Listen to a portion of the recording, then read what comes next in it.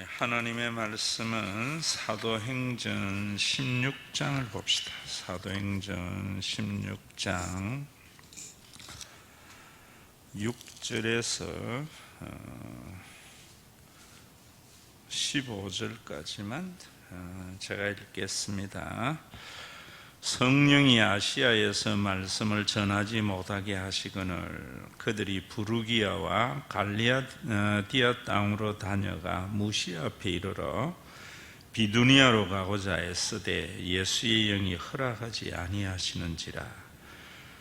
무시아를 지나 드로아로 내려갔는데 밤에 환상이 바울에게 보이니 마게도냐 사람 하나가 서서 그에게 청하여 이르되 마게도냐로 건너와서 우리를 도우라 하거늘 바울이 그 환상을 보았을 때 우리가 곧 마게도냐로 떠나기를 힘쓰니 이는 하나님이 저 사람들에게 복음을 전하라고 우리를 부르신 줄로 인정함이로라.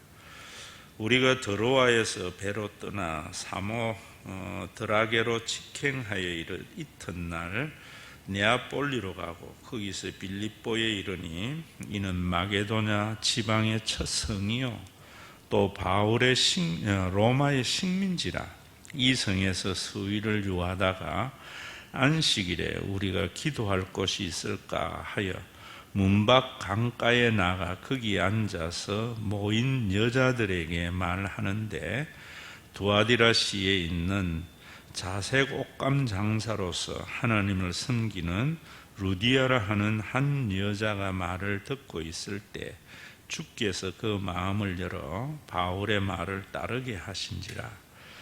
그와 그 집이 다 세례를 받고 우리에게 청하여 이르되 만일 나를 주 믿는 자로 알거든 우리 집에 들어와 유하라 하고 강건하여 머물게 하니라. 아멘. 여러분들이 가지고 있는 신앙적 질문을 해결하고 예수를 믿고 신앙생활을 해야 되겠죠. 그냥 믿어주는 척 하면은 신앙의 삶에 확신이 없고 또 언제 변할지 모릅니다. 참 그래도 우리가 불행하게 우리 대한민국에 있는 사람들은 우리 어릴 때 그랬잖아요. 질문을 하면은 선생님이 혼을 냈잖아요. 칭찬해야 되는데 옛날에 부모들은 또 애들이 질문을 하면은 애들이 뭐 그러느냐고.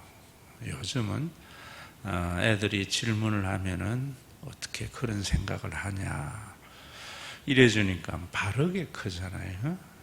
교회도 마찬가지라 생각해요. 문제 해결이 없이 그냥 가니까 참 삶의 자유와 기쁨도 없고 또 언제 변할지 모르는 신앙을 가지고 있는 것 같습니다. 그래서 제가 여러분들에게 국민일보에서 났던 그 기사를 보면서 우리 한국인들이 많이 가지고 있는 신앙의 질문, 그걸 정리를 해가지고 또 한국의 유명한 목사들이 답을 한 것을 좀 보면서 좀 신학적으로 부족하고 여러 가지로 부족하다 이래서 우리 교인들도 이런 질문이 있지 않을까 해서 수요일 제 담당일 때는 그 질문에 대한 답을 하기로 했다. 이래서 지난주 모든 것이 하나님께서 정한 운명인가요? 대한 대답을 했고요. 두 번째로는 뭐냐면은 한국 교인들이 많이 가지고 있는 생각이 모든 것을 주님께 맡긴다? 그럼 나는 무엇을 해야 할까요? 이런 질문이 참 많대요. 그저 교인들이 무슨 이야기를 하면은 하나님께 맡겨. 네가 하는 것보다 하나님이 하시는 것이 더 좋아. 그러면은 나는 무엇을 해야 하느냐? 이런 것이 많은 교인들에게 질문이라고 그래요. 이런 것에 대한 질문을 제대로 알지 못하면은 신앙이 인문하고 같아집니다. 여기에 대한 대답을 거기에 목사님이 했는데 이렇게 해놨어요. 하나님이 다 준비하셨어요. 하지만 하나님은 아무 일도 해주지 않습니다. 우리가 믿는 건 하나님이 다 준비했다고 하면서 하나님이 아무 일도 안 해주잖아요. 그래서 신앙은 역설이라는 거죠. 이렇게 답을 했어요. 모든 건 내가 해야 해요. 가나안 땅을 누가 정복하는데요. 하나님이 저 가나안 땅을 이스라엘 백성들에게 줬잖아요. 그러나 들어가서 잔불 정리라도 하는 것은 다 여호수아와 이스라엘 백성들이 하는 것이죠. 주께 맡기고 최선을 다하세요. 할 수 있는 마지막까지 노력을 다하시기를 축복합니다. 일어났어요. 여러분 이러면은 인문학이 되기가 참 쉽습니다. 하나님께 맡기고 나에게 주어진 일을 최선을 다하는 것을 하나님께 모든 것을 맡기는 것이다. 우리가 성경 아니라도 얼마든지 이런 이야기를 듣잖아요. 뭐 어릴 때에 무슨 소리 해서 하면은 엄마에게 뭘 먹고 이러면은 그런 걱정하지 말고 공부나 열심히 해. 이 말하고 똑같아요. 그럴 때에 참 내가 괜히 질문했구나 하는 것과 같은 그런 생각을 가지지 않을까. 그러면은 모든 것을 주님께 맡긴다. 그러면 나는 무엇을 해야 하느냐라는 것이 뭐냐 하는 부분에 대한 인도. 이걸 모르니까 성도들이 올바른 신앙적 가치 판단과 신앙의 삶을 살지 않는 것 같아요. 그래서 열심히 해서 잘 되면 하나님이 하셨다고 그러고 뭐 감사 헌금 좀 내고 또 뭐 더 큰 일이 일어나면은 이제 그때부터 간증하러 다니면서 하나님 팔아서 부자 되고 생활하는 것, 이런 거 참 많아요. 어쩌다가 그런 성공한 사람들 가운데 이야기를 듣고 자기도 은혜 받아서 정말 내가 이 낙심하지 않고 절망하지 않고 최선을 다해서 살아야지, 그래가지고 해보니까 그 간증자 말대로 안 되거든요. 그러니까 하나님 살아계신가 하고 또 실망하고 낙담하고. 그런데 실망하고 낙담한 사람들은 그냥 핫바지 방귀 새듯이 실무시 빠지니까 그런 것은 전혀 표가 나지 않고 그저 모든 것을 하나님께서 맡겨서 하나님이 하셨다라는 것, 백에 하나 천에 하나 그런 일들을 경험한 사람들의 이야기만 교회에 난무하게 되니까 교회는 그런 신앙적 신화가 가득 찬 교회가 되어져 버립니다. 그래서 성공한 사람들은 하나님의 인도하심을 받았다고 생각하면서 어깨에 힘주고, 또 그러지 못한 사람은 평생 동안 신앙은 저버릴 수 없으니까 교회에서 정말 세상의 일도 힘든데 하나님의 인도와 은혜도 받지 못한 그런 패배자의 삶을 신앙생활에서 계속하는 이런 것들이 있지요. 그래서 모든 것을 주님께 맡긴다는 말은 다른 말로 하면 성령의 인도하심을 받으며 살아간다. 또 다른 말로 하면은 성령 충만한 삶이다. 이런 말이에요. 그런데 이 성령의 인도하심과 성령의 충만함도 기도해서 성령이 인도하시는 대로 내가 따라간다. 또 아니면은 성령이 끊임없이 우리를 지배해서 어떤 종교적인 몰입 현상이 우리의 삶에 충만하게 되는 것, 전부 제대로 된 신앙이 아니라고 봐요. 저는 여러분들에게 말씀을 드리지만은 복음이 우리의 삶의 가치 판단의 기준이 돼야 돼요. 그리고 그 복음의 가치 판단에 의해서 같이 판단하고 살아가면은요, 여러 가지 어렵고 힘든 일이 있지만은 긴 세월을 살고 나면은 하나님이 인도하셨구나, 이런 것들을 경험하게 되는 거예요. 그런 것들이 수없이 가치 판단과 선택을 하면서 내가 살아와서 나중에 그런 하나님의 인도하심에 대해서 감사하고 이래야 되는데, 그런 가치 판단은 없이 지나놓고 난 뒤에 세월을 다 살고 내가 산 것이 아니고 하나님의 인도하심 속에 살았구나, 그것도 분명히 하나님의 은혜 안에서 깨달은 거예요.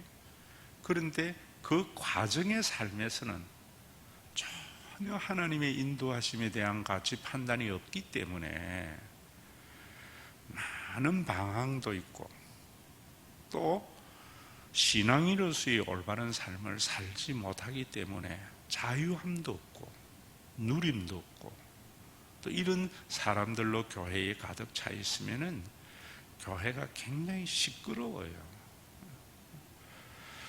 그러나 결론은 하나님의 인도하심을 나중에라도 알게 되는 것이 얼마나 감사해요.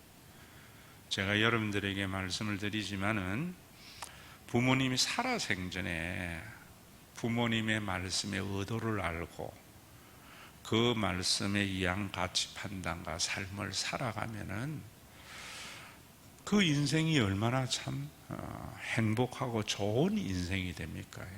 그런데 대다수의 많은 사람들은 부모님의 살아생전에는 그 말씀이 귀에 들어오지 않다가 나중에 이제 돌아가시고 난 뒤에 참 아버지가 이런 생각이셨구나, 어머니가 이런 생각이셨구나, 그러면서 부모의 은혜에 감사하는 것 좋은 일이지만은 참 얼마나 아쉬운 일이에요. 신앙에도 저는 똑같다고 생각해요. 목회를 하면서 제가 설교를 예전에는 제가 그랬어요. 예전에 설교 제일 목회에서 부담스러운 게 설교거든요. 왜냐하면 예전에는 일단은 토요일까지 새벽 기도를 했으니까 7편의 설교를 해야 돼요. 또 수요일 설교 있지요, 금요 심야 설교 있지요, 주일 오전 설교 있지요, 찬양 설교 있지요, 또 신방에 가면 설교가 있지요. 공식적 예배만 해도 설교를 몇 편을 준비해야 되는가 하면 10편 내지 11편을 준비해야 돼요. 그래서 저도 늘 애들 눈에는 어쩌면은 아빠는 늘 설교 준비하는 사람으로 비치어져 있을지 모르겠어요. 그러다가 제가 이건 아닌 것 같다는 생각이 들었어요. 왜 그런 생각을 했는가 하면은, 교인들이 주일날 오전 예배에 설교를 듣고 문 나가는 순간 잊어버리잖아요. 또 그리고 나면은 주일 오후 예배 설교를 또 듣고, 또 새벽에 나와서 설교를 듣고, 그럼 뭘 붙들고 살아야 되느냐? 너무 과식 상태다. 제가 그래서 대학교에 오면서부터, 대학교회가 올 때에 내가 목사 안수 받고 5년이 지난 그런 거예요. 그러면서 거기에서 한 5년이 지나면서 10년 차부터, 지난 주일도 여러분들에게 말씀드렸죠. 10년이 지나면서 복음에 대한 거의 어렴풋한 완성을 내가 하게 되었다 그랬는데, 그때부터는 주일날 설교를 붙들고 살자, 내부터. 그리고 교인들에게도 주일 설교를 붙들고 살 수 있도록 하자. 그래서 찬양 예배 때는 그냥 찬양 중심으로 했었고, 또 그러기 위해서 월요일 날은 뭐 했는가 하면은 교회에서, 그때 이제 윤광진 권사라는 분이 혼자 살았기 때문에 교회 교육관에 집도 없고 해서 교육관에서 지금 우리 권사실과 같이 마련해서 살게 했어요. 그래서 그곳에서 월요일 아침밥을 준비하면은 남자들이 와서 새벽 기도에 와서 기도회 하고 밥 먹고 출근하는 거로. 또 출근도 대학교에는 뭐 거의 학교 크기 바로 가면 되잖아요, 사무실로. 월요일 날은 뭐 했는가 하면 주일 설교를 가지고 다시 했어요. 이번 한 주간에 주일날 이 말씀을 선포했는데 이 말씀대로 살 수 있도록 기도해라. 그래서 주일날 설교의 말씀을 기도의 제목을 잡아서 기도하게 했어요. 그리고 수요일날은 뭐 했는가? 수요일날은 또 주일 설교를 가지고 제가 뭐 그렇게 한 거예요. 살아서 월화 수요일까지 살면서 말씀대로 살아온 것에 대한 감사를 해라. 그리고 우리가 살다 보면 얼마나 많은 가치 판단이 왜곡되어 우리가 본능을 따라서 하잖아요. 그런 것에 대해서 회개하는 시간을 가져라. 그리고 금요일 날은 또 그 말씀을 가지고 내가 이 말씀을 몰랐으면 하고 찬양하고 하나님께 힘을 얻도록 충만하도록 기도하고, 그래서 주일 오전 설교를 중심으로 해서 쭉 그렇게 해왔어요. 그랬는데 그렇게 하니까 첫째는 제가 여러분들에게 이런 이야기도 하잖아요. 저는 설교를 하는 자이지만은 내가 하는 설교를 통해서 나는 먼저 내가 하나님의 음성을 듣는 자의 위치에 가야 되겠다. 그래야 내가 교주가 안 된다. 그렇게 하면은요, 설교를 그렇게 용감하게 안 하게 되어져요. 그래서 내가 제일 하나님의 말씀을 잘 듣는 축복이 있는 것 같아요. 그런데 교인들은 지난날 보면은 참 아쉽게 그렇게 가치 판단이 잘 안 변화되어져요. 그래서 교회가 늘 하나님의 나라가 늘 복잡해지는 것 같아요. 내가 설교를 할 때에도. 이번 주에 우리 교회에 그래도 좀 믿으려고 애쓰는 분이 그러더라고요. 목사님 자기가 주일 오후에 이제 앉아서 잠깐 이야기를 하는데 복음서를 읽는데 이제 우리 교회 와서 읽어보니까 예전에는 그냥 넘어갔던 것들이 참 눈에 들어오는 게 많은데 의문도 많이 생기고 이런다고 뭐냐 이랬더니만 그 중에 하나가 천국은 침노하는 자의 것이다라는 말이 이해가 안 된다는 거예요. 침노한다는 것은 뭐냐면은 전쟁을 쳐서 빼앗는다는 말이거든요. 그런데 장로교는 하나님의 은혜로 신앙생활하는 거지 행위로 하는 것이 아니라는데 내가 하나님의 나라를 빼앗아 간다라고 하는 것은 이해가 안 된다고. 그 말씀이 뭐냐면은 제가 여러분들에게 말씀드렸잖아요. 침노한다는 것은 부모님이 나를 사랑하는 것은 내 믿음과 상관없는 팩트다. 그런데 그것을 받아들여서 살아가게 되면은 똑같은 삶에도 완전히 다른 세계가 보인다. 이게 미스테리예요. 신앙도 똑같아요. 똑같은 교인, 똑같은 교회 이런데도 이 안에 하나님의 나라가 존재하거든요. 그런데 내가 성령의 지배함을 받지 아니하면은 늘 내 가치로 볼 때에는, 자기의 가치로 본다는 것은 뭐냐면은 제가 야고보서의 말씀을 하시잖아요. 오늘 이 말씀들이 정말 중요해요. 야고보서에 보면은 네가 누구 간데 내 이웃을 판단하느냐? 판단자는 오직 하나님 한 분이다. 너희는 율법의 심판자가 아니고 준행자다 이러잖아요. 그래서 저는 목사로서 내가 한 설교 야고보서를 가지고 내가 먼저 하나님의 음성을 듣기 때문에 아마 우리 교회에서 어쩌면은 여러분들의 가치 판단을 하지 않고 하는 것이 내가 제일 많이 안 할 수도 있어요. 왜 저 장로는 주일 성수 안 해? 왜 저 장로는 11조 안 해? 전혀 그런 판단 안 하거든요. 그건 하나님이 하시는 거거든요. 율법의 준행자 못할 때는 무슨 이유가 있겠지. 다 이런 것이 야고보서의 말씀이 나를 집에서 일어나는 일들이. 그런데 교인들은 참 보면 무슨 일이 있어서 자기가 가치 판단해서 뭐 우리 교회 왜 이래, 목사님 왜 저래, 뭐 이럴 때에 그거조차도 내가 불러서 이야기를 안 하지요. 왜? 하나님 몫이니까. 여기 내가 신앙에 또 경험이 있어요.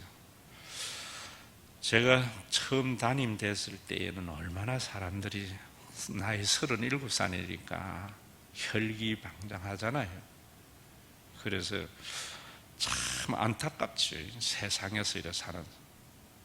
그래서 제가 불러서 이건 이렇고 저건 저렇고 이래 살아야 됩니다. 목사가 바른 말하는 거지. 그럼 할 말이 없잖아요. 대부분 여러분들 목사님하고 이야기해 보면은 할 말이 없어요. 진짜 한번 딱 이야기를 나가면. 왜냐하면 바른 말만 하거든요. 그런데 반응이 거기서는 자기가 말을 반론을 못했다가 나가서는 완전히 다른 말이 막 해자가 되더라고요. 그걸 한 2번 경험을 해봤어요. 그래서 제가 그 교회를 떠나게 된 계기도 됐는데, 사람은 불러서 말한다고 하는 되는 게 아니구나. 그냥 주일날 선포하고 나머지는 하나님께 맡기는 거구나 라는 생각을 그때 했던 거예요. 그래서 그 이후에는 뭐 장로가 11조를 안 해도 주일 성수 안 해도 뭐 저는 놔둬요. 왜? 그 불러가지고 이야기를 할 때에 내가 하게 할 수는 있지. 그런데 그걸 받아들이는 사람들이 그래 많지 않아요. 진짜 많지 않아요. 그래서 제가 여러분들에게 설교를 듣고 자기 생각을 바꾸면 기적이 일어났다고 하는 게 그런 거예요. 그래서 이미 아직 쌓여있는 하나님의 나라인 교회는 그렇게 복음을 선포해도 우리 교회와 다른 교회의 차이가 그렇게 크지 않아요. 거기도 하나님의 무슨 뜻이 있다고 저는 봐요. 오늘도 여러분들이 이런 어떤 것들이 말씀이 우리를 지배하도록 이렇게 살면은 내가 점점 한 걸음 한 걸음 자유하게 되어져요. 자유하게. 그걸 뭐 여러분들이 윤리적인 완성이나 교회가 커가고 이런 건 전부 가치관이 세속의 가치관으로 판단하는 거거든요. 그래서 제가 여러분들에게 사도행전 하면서도 이렇게 하자고, 개혁, 혁명이 아니고 개혁은 내가 변하는 거다. 그래서 여러분들에게 그런 요구들을 안 하는 것이에요. 그런데 안타까운 것은 뭐냐면은 분명히 모든 것을 주님께 맡기고 나가면은 속상할 일도 있고 힘든 일도 있지만은 참 자유가 있고 이런 사람들이 우리 교회에 많아지면은 교회가 샬롬이 일어나요. 침노라는 것은 그 말씀을 하면은 하나님의 나라가 우리 가운데 그대로 존재해요. 여기에도 여러분들이 우리 신과 회복 있는 교회를 이야기한다면은 신과 회복 있는 교회의 이 모습 안에 하나님의 나라와 사탄의 나라가 동시에 있어요. 동시에. 이게 이제 여러분들이 미스테리지요. 제가 시크리트가 아니라잖아요. 이걸 분리해버리고 우리 교회는 하나님의 나라고 세상은 사탄의 나라 이래버리면은 헬라 철학이 돼버리는 거예요. 헬라 철학이. 그래서 구별이라는 말을 제가 그러잖아요. 거룩이라는 말은 무슨 말이냐 하면은 분리를 통한 거룩은 죽은 영성이에요. 다시 말하면은 나쁜 친구 사귀지 마라. 이건 죽은 윤리예요. 나쁜 사람 사귀면은 영향을 받잖아요. 예? 그러면은 그래서 부모들은 나쁜 친구하고 사귀지 말라라고 이야기를 해요. 그러면은 나는 좋아지지만은 세상은 안 변해요. 이 말 이해되어져야 돼요. 제가 여러분들 우리 교회도 이래 보면서 참 좋은 영향을 주는 사람과 교제해야 되는데 안 좋은 이야기 하는 사람은 받으면 자기도 영향을 받아요. 근데 제가 분리를 안 해요. 분리를. 여러분들에게 그런 요구도 별로 안 하잖아요. 왜냐하면 그것은 올바른 영성이 아니기 때문에. 진짜 성령의 영성은 더러운 가운데에서 내가 접촉을 하면은 이것이 깨끗해져 가는 것이 성령의 능력이에요. 여러분들이 그런 부분들이 바로 침노하는 자의 것은 하나님의 나라라는 것이 그런 거예요. 우리 교회나 세상이나 어디에나 하나님의 나라와 사탄의 나라가 같이 존재해요. 그런데 복음에 의해서 영적인 눈을 열어보면 그 세상 속에서 하나님의 나라와 사탄의 나라가 보여요. 사탄의 나라는 세속의 가치로 가치 판단하는 영역이고요. 하나님의 나라는 복음으로 가치 판단하는 거예요. 그래서 복음으로 이 사람은 성령의 사람, 이 사람은 사탄의 사람, 그렇게 이야기해도 그거는 분리예요. 내 스스로에게도 하루에도 12번 성령의 지배함을 받았다가 사탄의 지배함을 받았다가 이래요. 사탄의 지배를 받으면 자유가 없어져요. 첫째는 자유함이 매이게 되어져요. 그 매이는 게 염려와 근심, 다른 사람을 판단, 정죄 이런 거예요. 그러다 말씀이 나를 지배하게 되면은 무슨 이유가 있겠지 이러면서 참 그런 부분에 자유함이 생겨요. 또 사람들 중에 어떤 사람은 성령의 지배함을 받는 것이 하루 속에 4번이라면은 어떤 사람은 한 번이나 한 번도 없는 사람도 있어요. 그 차이가 있어요. 그래서 제가 여러분들에게 악인과 선인은 49%대 1% 차이지 결코 제로와 100이 아니라고 이야기하잖아요.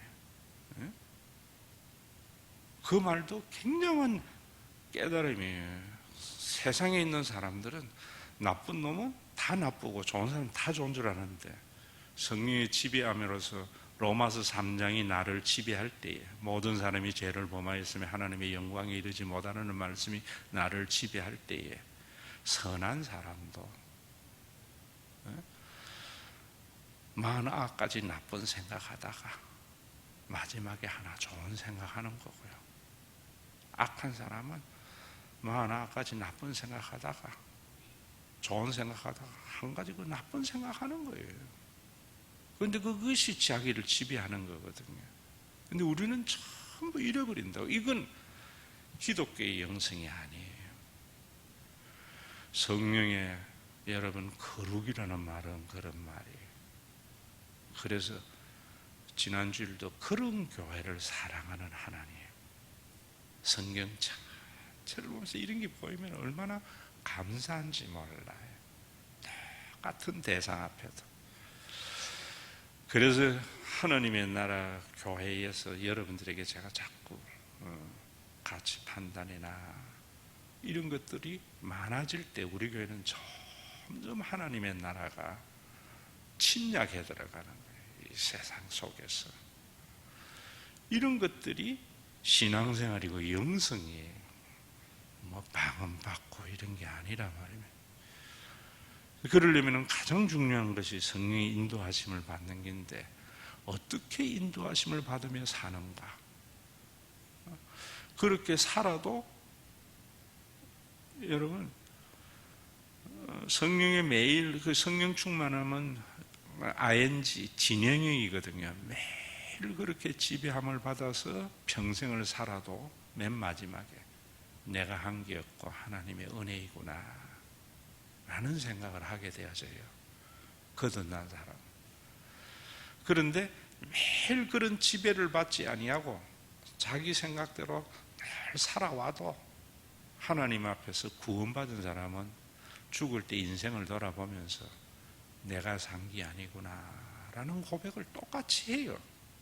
그런데 그 차이는 뭐냐면은, 살아가면서 자유와 누려야 할 그 하나님의 나라를 전혀 못 누리고 사는 것이 안타까움이시요. 그래서 그런 사람들이 많아지면 교회는 변화되지 않지요. 여러분들이 오늘도 이 모든 것을 주님께 맡긴다 하는 것을 제가 사도행전 여기 16장 6절에서 15절을 쓴 이유도 바로 여기 있어요. 바울의 생애 속에서 우리가 이런 것들을 같이 판단하자. 주일날 설교 다 했어요. 이 부분을 가지고 여러분들이 주일날 설교한 게 뭐냐면, 어떻게 성령의 인도하심을 받을까. 그런데 저는 설교를 하면서 설교자의 기쁨이 그거라 그랬잖아요. 설교를 하면서 내가 한 설교를 가지고 내가 하나님의 말씀을 받는 것이 참 감사해요. 그런데 대부분 많은 목사님들은 보면은 자기가 한 설교를 자기가 안 받아요.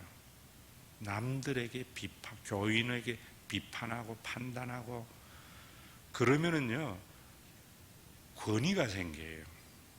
악한 영의 권위가요. 여러분, 목사님들이 딱 봤을 때 우리 교인들 중에 그런 분들이 있어요. 목사님에게 뭐 주눅든 사람들은 이미 예전의 교회에서 악한 영의 지배를 받아서 거기에 매여 있었던 사람이에요. 그게 뭐냐면, 목사님이 늘 장로가 왜 그래, 집사가 왜 그래, 이런 생각들 속에 있었기 때문에 그 가면은 또 자기는 성경을 목사님만큼 모르니까 대항을 못하고, 또 목사님들의 신앙생활은 교회의 모든 종교적인 사이클에 맞추어져 있는데, 여러분들은 종교적인 삶의 사이클에 안 맞춰져 있잖아요. 세상의 삶 속에서 신앙생활 한 부분으로 살아가잖아요.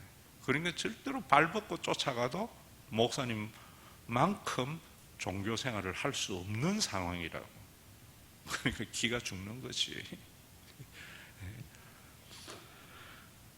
오늘도 여러분들이 이런 어떤 말씀들을 참, 그래서 제가 여러분들에게 전하는 자의 기쁨을 한번 가져보라고. 여러분들이 지배를 받으면 주일날 한 설교를 가지고 다른 사람에게 내가 한번 전해보는 거예요. 그러면은요, 많이 변해요. 안 그런 사람들은 기만 커져요. 그래서 판단만 많아져요. 또 무슨 말인지 이해도 안 되고. 여러분들이 책을 읽고 난 뒤에 읽은 책을 다른 사람에게 이야기해 줄 수 있을 때 그 책이 내한테 소화된 거거든요. 그래서 레포트를 쓰라는 거예요. 대학에서 공부할 때 레포트를 쓰는 것이 뭐냐면은, 내가 읽은 걸 한번 내 생각으로 정리를 해볼 때에 그게 내 속에 소화되는 거거든요. 설교도 똑같은 거예요. 제가 예술학교에서 아이들에게 기독교 윤리를 가르칠 때 참 나이든 좀 이런 학생들은 듣고 자기 집에 가서 남편, 친구들에게 이야기 이렇게 했다고, 이런 아이들이 참 많았어요. 그런 애들은 항상 A+ 줬어요. 내가 한번 해보면 내 것이 되어져요. 오늘도 여기에 성령의 집에 사도행전 하면서 제가 그랬잖아요. 거기에 보세요. 성령이 아시아에서 말씀을 전하지 못하게 하시거늘. 성령이 왜 아시아에서 말씀을 전하지 못하게 했는가를, 이건 누가가요 이렇게 했는데, 이걸 그냥 성령의 음성을 듣고 성령이 막았다 이래버리면은 진짜 영성이 아니에요. 제가 성육신 교리를 굉장히 강조하잖아요. 하나님은 언제나 우리 속에 거하세요. 그래서 거하시는 그분을 통해서 역사하신다고. 이게 모든 죽은 종교와 기독교의 차이고, 이게 성육신교리의 중요한 원리예요. 그래서 제가 여러분들에게 말씀드릴 때에도 하나님께서 어떻게 경험하는가, 하나님의 영이 있는 교회를 통해서 경험하는 거예요. 하나님의 영이 있는 교회를 통해서 경험하려면 교인들이 하나님 노릇하는 사람이 많아야 돼요. 우리 교회를 통해서 역사하지 못하는 이유는 우리 교회에도 하나님 노릇 안 하는 사람들이 많이 있단 말이에요. 그것이 많아지면 많아질수록 천국은 침노를 당하는데, 침노를. 또 여러분들이 어떤 문제에서도 성령의 인도하심을 기도해서 환상 보고 이러면 굉장히 위험해요. 오늘 여기에서 딱 볼 때 우리 그때 설교 다시 들어보셔도 좋지만은 제가 그런 이야기를 했던 거예요. 성령은 여러분들이 무슨 문제를 가지고 있을 때에 순간적으로는 항상 여러분들이 살아온 삶의 가치관, 우리 대한민국에서 살면서 생긴 그 가치관으로 가치 판단해버려요. 나도 그래요. 나도. 그런데 성령의 지배함을 받을 때에는 그 가치 판단을 했던 것을 바꾸는 거예요. 어떻게 바꾸는가? 주일날 설교를 들으면서 여러분들이 내가 이 부분에 잘못 생각했구나. 또 살아가면서 사람들의 이야기 속에서 듣는 가운데에서 성령이 내 속에 깨달음을 주셔요. 인도함을 이뤄받아야 돼요. 그런데 여러분들이 예민하지 않기 때문에 놓쳐버리는 거예요. 놓쳐버려. 분명히 하나님께서는 그런 시그널을 줬는데 그 시그널을 여기 이렇게 표현하고 있는 거예요. 아시아에서 말씀을 전하지 못하게 해서 부르기아와 갈라디아로 가서 무시아 앞에서 비두니아로 가서 했을 때 예수의 영이 허락하지 않는다는 걸 내가 그랬잖아요. 바울이 몸이 아팠다. 그 복음을 전하는데 몸이 아팠는데 그 위에 있는 비두니아 지역 이런 데에는 흑해 연안에서 춥고 척박한 땅이란 말입니다. 문명이 그렇게 발달된 도시가 아니란 말이에요. 그래서 건강 때문에 못 간 것을 예수의 영이 허락하지 아니하고 성령이 허락하지 아니했다고 생각해요. 이런 걸 가지고 그래 복음 들고 아골골적 빈들에도 가야지. 자기 열심이에요. 또 여러분들이 그 아플 때에도 그러면은 내가 감당할 수 있을 만큼 아픈다면 갔겠지요. 그러니까 여러분들이 상황 논리하고 성령의 인도하심을 아주 예민하게 받아야 돼요. 내가 좀 아파가지고 갈 수 있는데도 안 간 거를 성령이 허락하지 않았다 이래버리는 것은 그건 상황 논리가 되어버리는 거예요. 예민해야 돼요. 예민해야 돼요. 저는 여기에서 바울이 그곳에 가서는 안 될 만큼 몸이 안 좋았다 이래봐요. 그 성령이 그곳에 굉장히 가고 싶었어요. 그런데 이런 것들을 기독교의 대부분의 목사님들은 신학자들은 말하는 거면 이 본문이 너무 중요했다. 이때 바울이 이리로 갔으면 아시아가 복음화됐는데 성령이 막아가지고 거기서 마게도냐의 사람이 와서 드로아에서 환상을 보면서 마게도냐 그리스 지역으로 내려가면 유럽이 복음화되어졌다. 그래서 유럽이 그 복음화됨으로 말미암아 엄청나게 어느 날 이렇게 잘 사는 나라가 되어졌고, 불교를 믿는 우리는 이렇게 아시아는 피폐하게 되었다. 그거는요, 과정도 없고 결과론적으로 끼워 맞춘 정말 잘못된 해석이거든요. 똑같은 팩트예요. 분명히 바울은 여기에서 흑해지역을 걸러서 아시아 쪽으로 가려고 하다가 드로아에서 환상을 보고 이리로 갔어요. 이런 것들을 성령이나 예수의 영이 허락하지 않는다고 표현을 했지만은 그 상황 속에서는 그런 것들을 보지 못하면은 의미가 없어요, 여러분. 그리고 그 드로아에서 와서 마게도냐 사람이 와서 우리를 도우라 하는 것도 환상을 봤다고 이야기를 할 때에도 분명히 환상도 봤지만은 그 환상이 사실인 것은, 제가 그랬잖아요. 거기서부터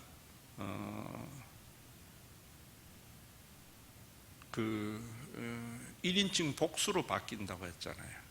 1인칭 복수로 바뀐다는 말은 뭐냐면은 누가는 누가가 기록했는데 바울의 행적을 기록한 건데, 거기서부터는 누가가 자기가 합류되었기 때문에 1인칭 복수로 바뀌어요.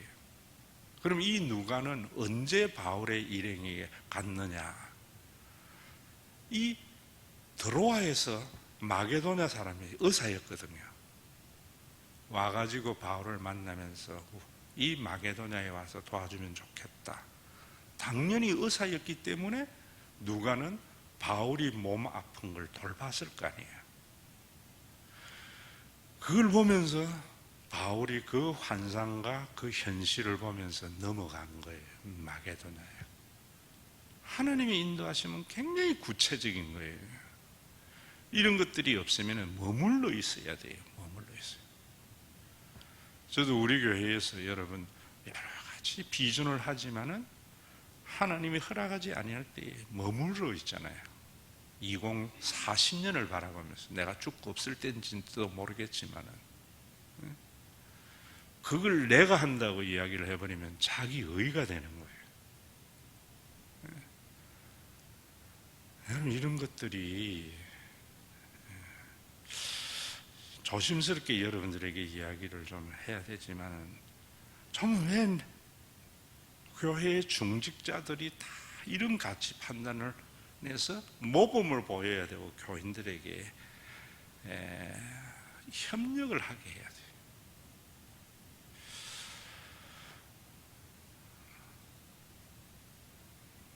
제가 여러분들에게 좀 하는 게 좋을 것 같아요.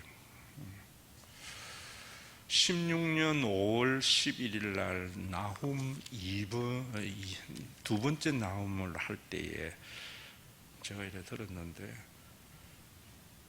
참 우리 김명재 전도사가 있다 나가면서 뭐 어떤 권사님이 참 아파요. 근데 이걸 모르는 것 같아요. 그래서 하나님이 듣게 하신 거예요. 16년 5월 11일에 나온 두 번째를 저도 그 천편의 설교 가운데 그날 이렇게 듣는데 그래 놨더라고. 설교 초반에 김명준 참 인사하라고. 내가 우리 교회에 많은 부교육자들이 있다가도요, 원래 연봉계는 퇴직금 없어요. 그러나 다 1년씩 살도록 다 배려를 다 해줬어요. 교회에서 잘했든 못했든 간에. 그 설교에 그려놨어요. 부임하는 날. 김명대 전도사 하나는 1년 와서 고생했는데 해준 게 없구나. 그런데 그때에 내 속에 들린 것이 대학 학생들 몇 명 모이는 교회에 5만 원 받는다는 이야기를 내가 그때 들었거든요. 그래서 그 이야기는 거기서는 안 했는데, 연금 받는다 하고 우리 교회에 일하러 온 것이 아니고 그렇게 쉬세요, 인사하세요. 그러니까 여러분들이 작은 어떤 모든 일에도 그냥 놓치면 안 돼요. 하나님이 왜 그 이야기를 듣게 하셨고 또 이랬는가. 그래서 항상 기도는 물으라 그랬잖아요. 자기 주장하지 말고. 자, 이랬을 때 여러분들이 이걸 이야기하는 이유는 뭐냐면, 본인이 그러면 참 우리 교회 생활한 동안 얼마나 감사하겠어요. 하나님이 목사님을 통해서 나를 불러서 이렇게 나이가 들어가면서 이렇게 편하게. 그런데 거기에 그 은혜가 없으면 불평이 생기는 거예요. 불평이. 여러분들이, 제가 우리 교회에 힘든 일이 참 많이 있지만은 늘 하나님 앞에 제가 질문을 하고 이러니까 불평이 아니라 은혜가 새로워지는 거예요. 그런데 교인들은 나를 통해서 이런 신앙생활을 못하는 걸 보면서 분명히 있는데, 하나님의 나라를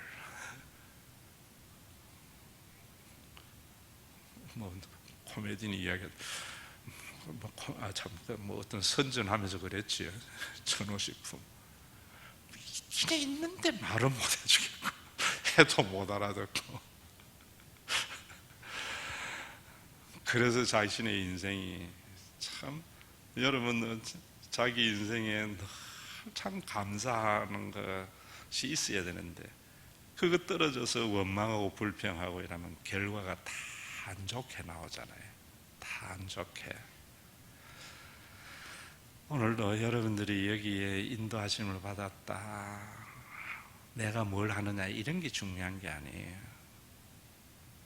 누구나 예수 믿는 사람이면은 죽을 때 마지막에 되면 하나님이 다 책임지고 하셨구나.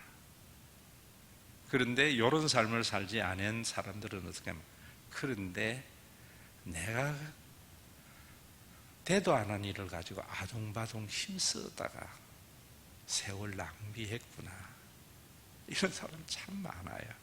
그래서 설교할 때 제가 그런 말씀도 하는 거예요. 여러분들이 자녀들이 여러분들이 생각하는 대로 커 나갈 것 같으면 하시라고. 근데 그런 사람이 몇 명이나 있느냐고 이야기하잖아요. 그것도 못 알아듣겠지만, 여러분들이 어떤 일이 덜리어지거나 보거나 할 때에는 하나님이 왜 내가 듣게 했지, 왜 내가 보게 했지. 하나 더 할게요. 자기 의가 아닙니다. 여러분들이 신앙과 같이 판단을 위해서 하는 거예요. 나는 우리 김영준 강도사님이 지난 학기에 졸업했는 줄 알았어.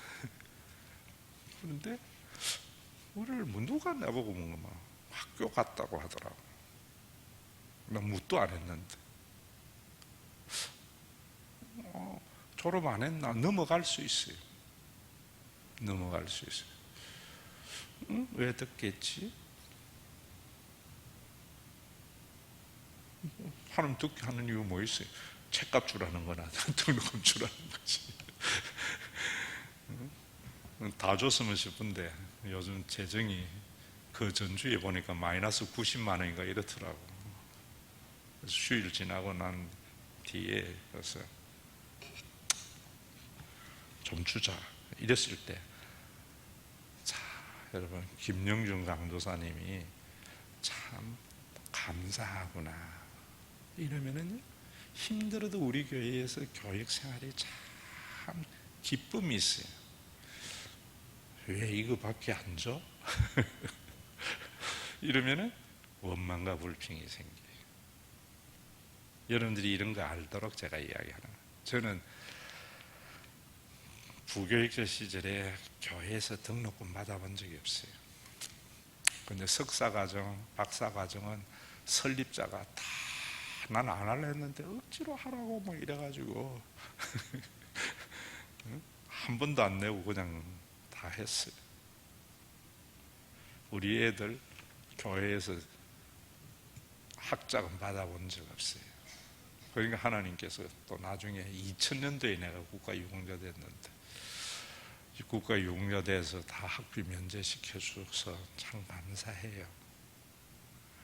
그런데 대부분 보면은요, 자기 못 받았다고 그러면 안 되지.